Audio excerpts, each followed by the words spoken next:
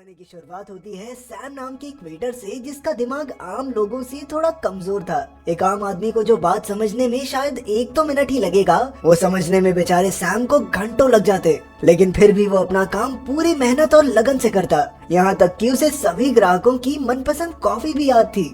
एक दिन जब वो काम पर था तो उसे हॉस्पिटल से एक फोन आया। असल में सैम पिता बनने वाला था। वो तुरंत हॉस्पिटल की ओर भागा जहाँ रेबेका नाम की एक औरत ने एक बच्ची को जन्म दिया। जैसे ही सैम ने बच्ची को अपनी बाहों में लिया तो खुशी के मारे उसकी आंखें भर आई और उसने अपनी बेटी का नाम लूसी रखा। इसके बाद सैम और रेबेका घर जाने के लिए हॉस्पिटल से निकले, लेकिन रेबेका का सैम के साथ इस बच्ची को पालने का कोई प्लान नहीं था। असल में बीते कुछ दिनों उसके पास रहने को जगह नहीं थी तो वो सैम के साथ रहने लगी, लेकिन वो कभी भी उसके साथ कोई बच्चा नहीं चाहती थी। फिर जैसे ही वो बस के पास पहुंचे तो रेबेका एकदम से किसी गली में घुसकर वहां से निकल ली। अब बेचारा सैम अपनी नन्ही बेटी लूसी के साथ बिल्कुल अकेला हो गया था। उसके पास लूसी को अकेले पालने के अलावा और कोई रास्ता नहीं था। वो इतना भोंदू था कि उसे तो इस बात की भी जानकारी नहीं थी कि बच्चे को खिलाया पिलाया क्या जाता है। उसने बड़ी मुश्किल से किसी तरह बच्ची के लिए सामान खरीदा और उसे अपने घर ले आया। उसमें दिमाग की भले ही कमी हो, लेकिन अपनी बेटी के लिए प्यार बहुत था।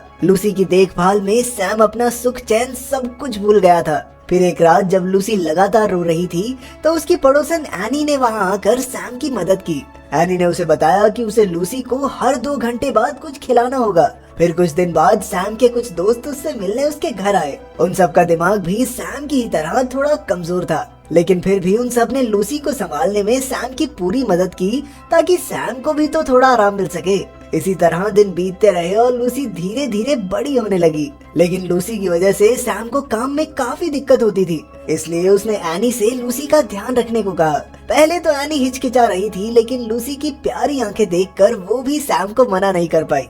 अब धीरे धीरे लूसी काफी समझदार हो रही थी और वो आम तौर पर ऐसे ऐसे सवाल करती जिनका जवाब सैम के पास तो था नहीं। लूसी ये बात समझती थी कि उसके पिता काफी अलग हैं, लेकिन फिर भी वो खुद को बहुत खुशकिस्मत समझती, क्योंकि सैम उसे हर रोज पार्क ले जाता, उसके साथ समय बिताता, खेलता, जबकि बाकी बच्चों के पिता उन पर इतना ध्यान नहीं देते थे। सैम और लूसी का रिश्ता बेहद प्यारा और गहरा था। वो दोनों एक साथ नाश्ता करते और रात को सोने से पहले खूब खेलते। अब जल्द ही लूसी स्कूल जाने वाली थी, इसलिए सैम और उसके दोस्त उसे जूते दिलाने ले गए। पर जब पैसों की बारी आई तो बेचारे सैम के पैसे कम पड़ गए। तभी उसके दोस्तों ने बिना हिचकिचाए जितने हो सके उतने पैसे दिए और लूसी के जूते खरीदे। लूसी को भी अपने पिता की माली हालत के बारे में अच्छे से पता था और वो कभी भी उसे बिना बात परेशान नहीं करती थी। जब रात को सैम उसे कहानी पढ़कर सुनाता तो लूसी सिर्फ वही कहानी सुनती जो सैम अच्छे से पढ़ पाए। फिर एक दिन लूसी की टीचर और प्रिंसिपल ने सैम को फोन करके स्कूल बुलाया। उन्होंने उसे बताया कि लूसी का दिमाग बहुत तेज है,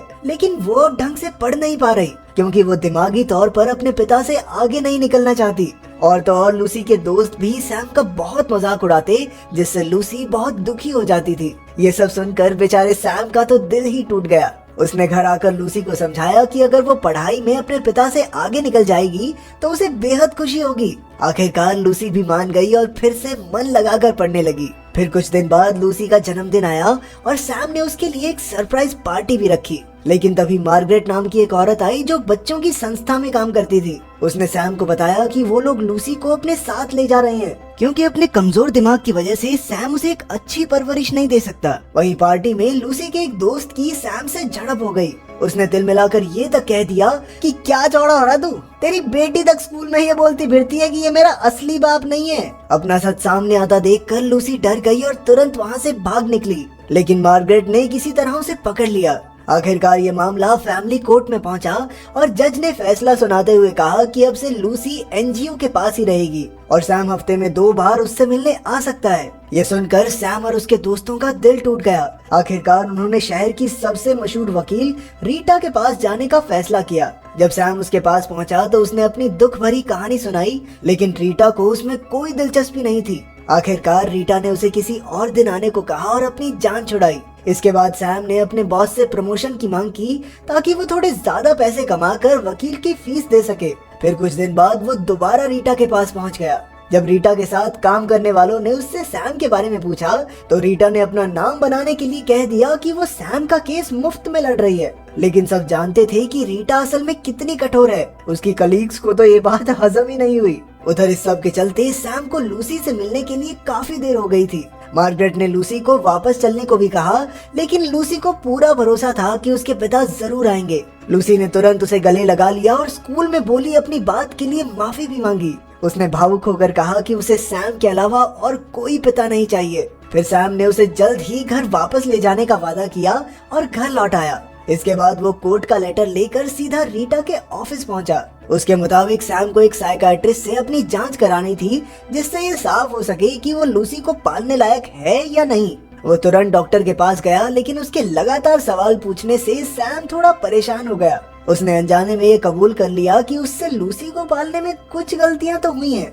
उधर रीटा एक ऐसा इंसान ढूंढ रही थी जो जज के सामने कह सके कि सैम ने अपनी बेटी को कितने अच्छे से पाला है, लेकिन सैम के सारे दोस्तों का दिमाग भी उसी के जैसा था। जल्द ही कोर्ट की तारीख भी आ गई और डॉक्टर ने जज को बताया कि सैम लूसी को पालने के लायक नहीं है। लेकिन फिर रीटा ने अपना जादू दिखाते हुए डॉक्टर से इतने सवाल पूछे कि बेचारी डॉक्टर तो रोने ही लग गई। फिर कुछ दिन बाद सैम लूसी से मिलने पहुंचा और लूसी उसे अपने साथ पार्क ले गई। इसके बाद लूसी ने कहा कि वो सैम के साथ भागकर एक नए शहर में जाना चाहती है। सैम अंदर ही अंदर जानता था कि ये ठीक नहीं है, लेकिन वो लूसी को मना नहीं कर पाया। पर जैसे ही रास्ते में लूसी सो गई तो वो रात होने पर खुद ही उसे एनजीओ में वापस ले आया। उन्हें देखकर मार्गरेट गुस्से से लाल हो गई, लेकिन रीटा ने उसे समझाया कि सैम लूसी को लेकर भाग भी सकता था, लेकिन वो नहीं भागा क्योंकि वो एक ईमानदार आदमी है। और उसने ये भी कहा कि बेचारे की हालत पर थोड़ा तरस तो खा ही सकती है तू मोटी।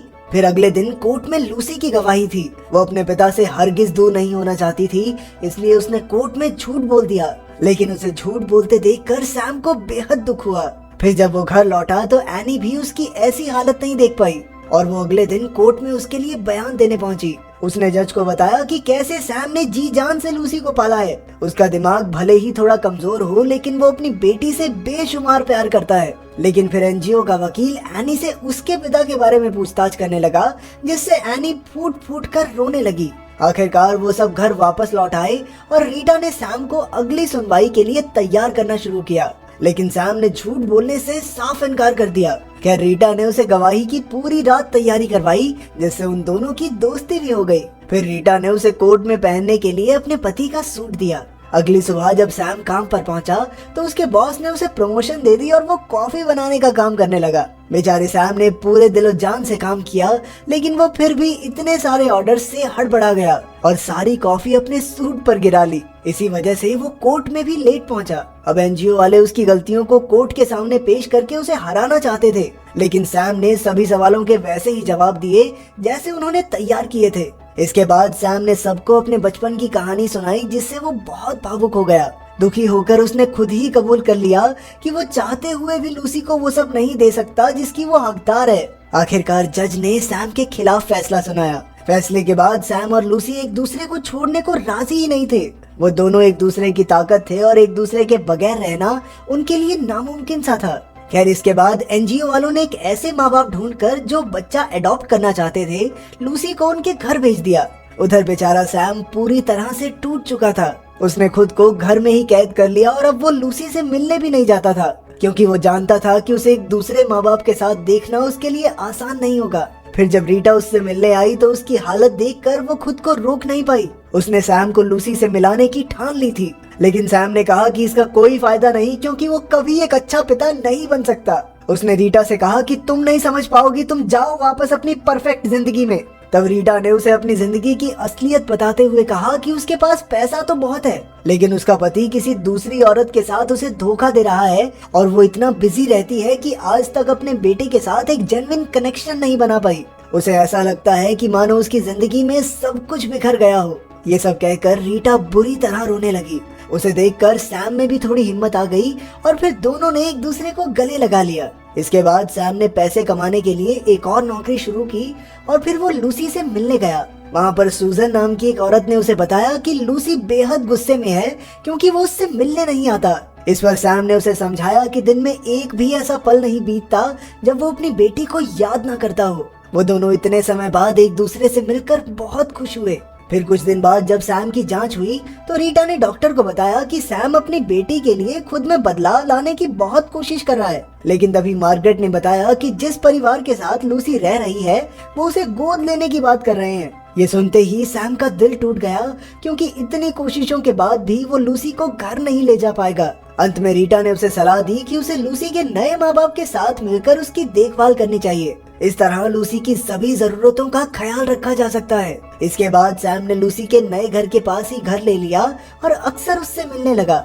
लेकिन एक रात लूसी खुद ही अपने कमरे की खिड़की से भागकर सैम के पास आ गई। उसे देखकर सैम को बहुत खुशी हुई, लेकिन फिर भी वो थोड़ी देर बाद लूसी को वापस सूजन के पास ले गया। अब लूसी को अक्सर रात में नींद नहीं आती थी, इसलिए वो खुद ही सैम के यहाँ चली जाती, लेकिन सैम उसे सुलाकर फिर वापस छोड़ आता। इससे सूजन को काफी बुरा लगता था, लेकिन एक रात वो खुद ही लूसी को लेकर सैम के पास आ गई। वो समझ चुकी थी कि लूसी की जिंदगी में सैम का होना कितना जरूरी है। उसने कहा कि वो जितनी भी कोशिश कर ले, लेकिन लूसी को सैम जितना प्यार नहीं दे सकती, और इसलिए उसने अगले दिन कोर्ट की सुनवाई में सैम का साथ देने का फैसला किया। इसके बाद सैम ने भी कहा कि लूसी को हमेशा एक अच्छी माँ की कमी रही है, इसलिए वो चाहता है कि सूजन उसकी माँ बनकर उसकी परवरिश करे। ये सुनकर सूजन की भी आंखों में आंसू भर आए और वो एक सेकंड में राजी हो गई। आखिरकार कोर्ट ने सैम को लूसी की कस्टडी दे दी और फिर सैम, सूजन और उसका पति मिलकर लूसी की परवरिश करने लगे। अंत में हम एक फुटबॉल मैच देखते हैं जिसमें लूसी खेल रही थी।